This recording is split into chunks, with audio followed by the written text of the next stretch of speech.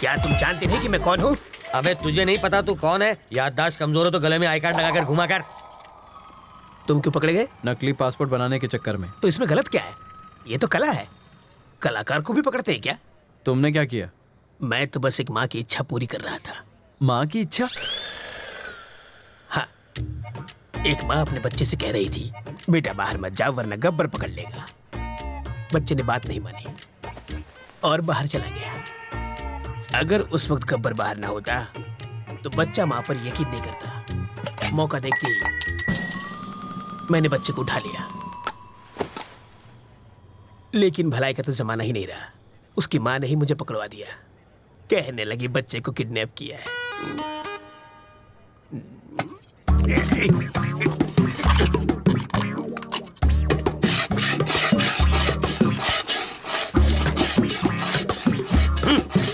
अबे यूं प्लेट घिसने से दीवार में छेद नहीं होगा। कल तुझे जेल में शिफ्ट कर देंगे, वहां जाकर कैदियों के झूठे बर्तन घिसना, समझा?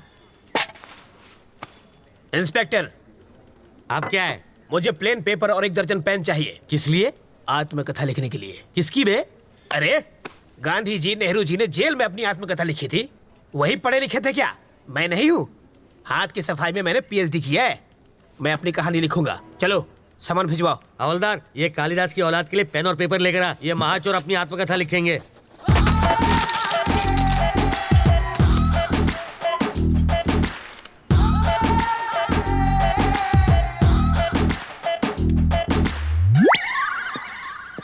सर अब क्या है रे? 1 कप चाय चाहिए सर। अबे तेरे बाप का घर है क्या? मैं यहाँ का दामाद हूँ सर। जेल को ससुराल कहते हैं ना। हवलदार, जी सर। ये ऐसे ही पकाता रहेगा। चल हम लोग राउंड अप करके आते हैं। आप चलिए सर, पीछे पीछे हम भी आते हैं।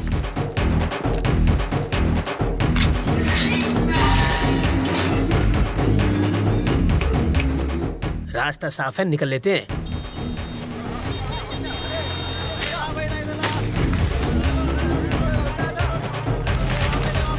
हाँ? ये क्या है? कौन है? वो कौन था? मेरा चाहने वाला। इसे देने के लिए इतना स्टाइल क्यों मारा उसने? रजनीकांत की फिल्में बहुत देखता है। ये लो पकड़ो। शाम को इससे मुझे फोन करना। मेरा फोन नंबर इसमें है।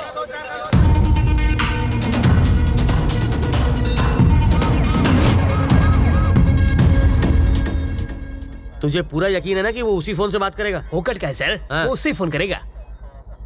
अगर कहीं और से फोन किया तो बिट्टू को ढूंढना मुश्किल हो जाएगा।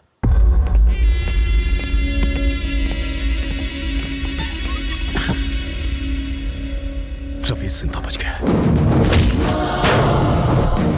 उसको मारे बिना मैं चैन से नहीं बैठूंगा। रवि तक तू नहीं पहुंच पाएगा। वो अपनी जिंदगी से तंग आकर खुद ही तू उसे छू नहीं सकता। मैंने तुझे आदमी दिए, फिर वैन दी, फिर क्रेन दी और लाख लाख रुपए 2 बार दिए। तुझे नकली फैमिली तक बना कर दी और फिर पासपोर्ट के लिए लाखों खर्च किए, वो सब अलग। इस राज को छुपाने के लिए सत्तार की फैमिली को हर्जाना दिया, तब जाके इस बवाल से मेरी गर्दन छूटी और तुझसे एयरपोर्ट जाकर एक फ्लाइट नहीं पकड़ी गई। मैं तुझ पर 1.5 करोड़ रुपए खर्च कर चुका हूँ। ये लो, ये मेरे लिए फिजूल खर्ची और तेरे लिए बोनस। ये लो। हाँ, ये सिर्फ पेपे बेबे मेमे कर सकती है और किसी काम की नहीं है। अगर मैंने रवि को लगाया होता तो वो 15 मिनट में बैंक लूट के यहाँ बैठा होता। एक 25 साल के छोकरे ने तुझे छठी का दूध याद दिला दिया है। साले, तू तो जाके उसके तलवे चाट। बेशर्मों की तरह बैठा है।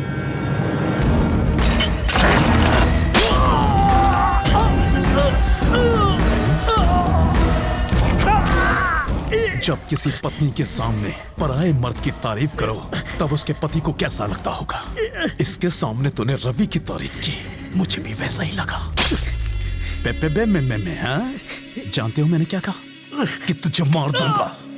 हैंडीकैप है वो, सुन नहीं सकती। सॉरी बोल, माफी मांग। हाँ? अगर मैं सॉरी बोलूंगा तो वो सुनेगी कैसे? मुझे बचा ले, बचा ले। दिल टूटा है मेरा।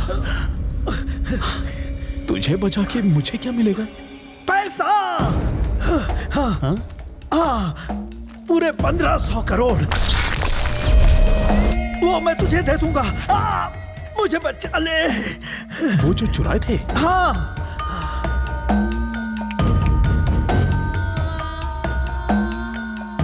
पैसा तो चल गया था ना? नहीं, सिर्फ ट्रक जला, पैसा पहले ही हटा दिया गया था।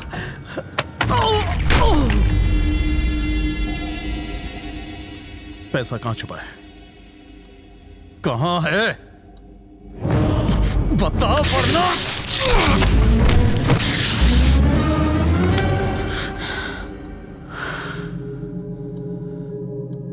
ये मर चुका है बिट्टू। फोन करना है। कर लो।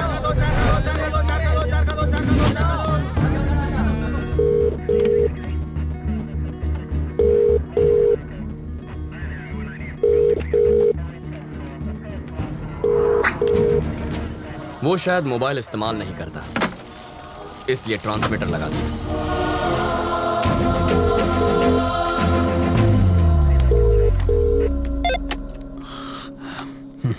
सर मैं ट्रैवल मूर्ति, बेल नहीं मिली इसलिए जेल से भाग आया। यहाँ बहुत गड़बड़ है, बिट्टू को बाहर भेजना बहुत मुश्किल है। पहले तो ये जान लो कि तुम किससे बात कर रहे हो मूर्ति। बिट्टू? पर वरदराज जी? वो तो आउट ऑफ ऑर्डर हो गए। अरे कितनी मुश्किल से तो मैं लॉकअप से भागा हूँ। तुम झूठ अच्छा बोल लेते हो। नहीं सर, मैं सच कह रहा हूँ। जिस आदमी ने तुम्हें भगाया है, जिस आदमी ने तुम्हें फोन करने पर मजबूर किया है, उससे बात करनी है। Hi Ravindra Narayan, your friend Bittu here. How are you? Best में तुम्हें छोटी सी कहानी सुनाता हूँ। मेरे पापा एक दिन लाला के नाखून काट रहे थे और गलती से लाला को चोट लग गई। मुझे बहुत बुरा लगा क्योंकि लाला रो रहा था, वो दर्द से चिल्ला रहा था। पापा ने मुझसे दवाई लाने को कहा। मैं दौड़कर अंदर गया। भाई का खून देखकर मेरे आंसू निकल आए। दूसरे दिन खबर मिली कि मेरे बाप का खून हो गया। उसके बाद लाला कभी नहीं रोया, पर एक बात कोई नहीं जानता, यहां तक कि मेरा भाई भी नहीं, कि वो खूनी मैं था।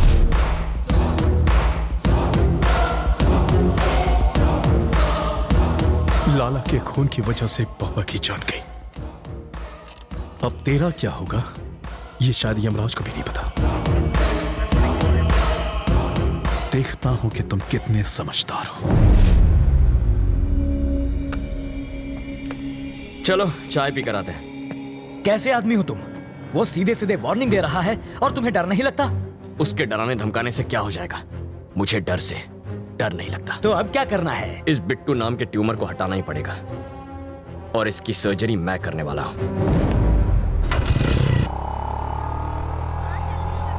वो इतना खूंखार आदमी है, तुझे उससे डर नहीं लगता? मुझे उसकी फिक्र नहीं है अंकल, भूल जाओ उसे। मैं भी उसे मार सकता हूं, वो चिल्लाता है और मैं नहीं। हाँ? यही फर्क है। मधु अंकल, वो मधु है ना? अरे यार, ये लड़की इतनी दुबली है, चश्मा लगा के भी नहीं दिखेगी। अंकल, उस दिन गुस्से में इसने मुझे क्या क्या नहीं कहा, आज मैं उसका बदला लूंगा। ए मधु! चल। मधु! मधु प्लीज प्लीज प्लीज रुको। ऐसे क्यों बिहेव कर रही हो जैसे तुम मुझे जानती नहीं हो? नहीं जानती। मैं ये भी नहीं जानती कि तुम्हारा प्यार सच्चा है या नहीं। तुम्हारा नाम भी रवि है। What are you saying Madhu? I love you ना। Who are you? तुम्हें मेरा बैकग्राउंड चाहिए ना? मेरा नाम रवि, बाबा का नाम नारायण शास्त्री, माँ का नाम मधुबाला, छोटी बहन का राजी। जरा इधर आ। सीताराम का घर आखिर है किधर? हम 3 घंटे से गोल गोल घूम रहे हैं। पापा आप मधु, ये मेरे बाबा हैं।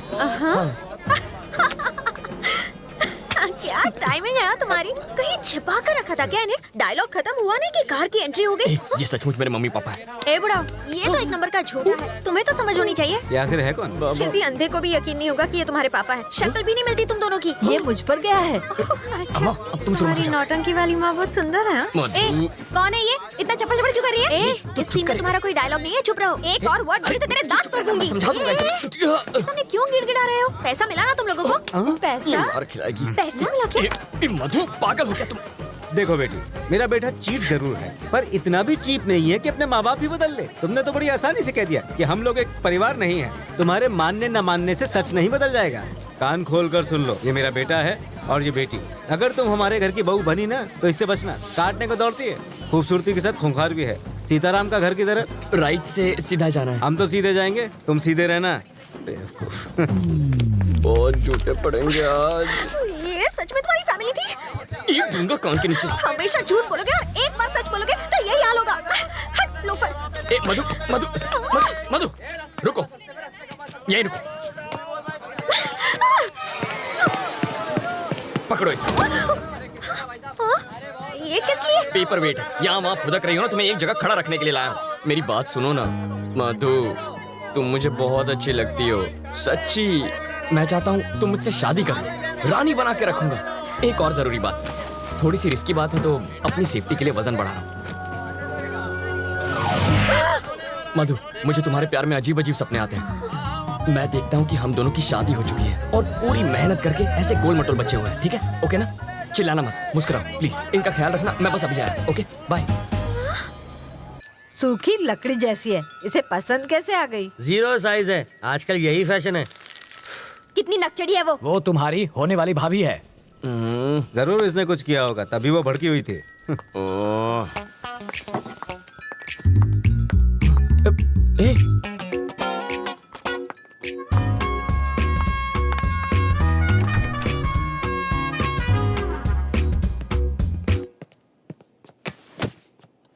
ए, तुम सीधा बेडरूम के अंदर क्यों घुस गई? वो लोग क्या सोच रहे होंगे?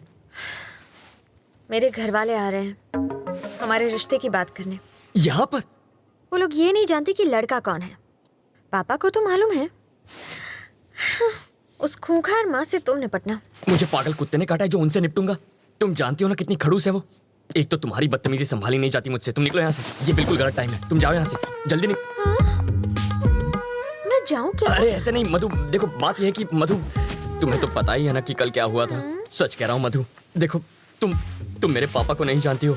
अगर उन्होंने तुम्हें ऐसे कपड़ों में देख लिया ना तो वो मेरे सारे कपड़े उतार देंगे। कपड़े उतार देगा। बोलो ना जानू, बोलती बंद हो गई। एक्चुअली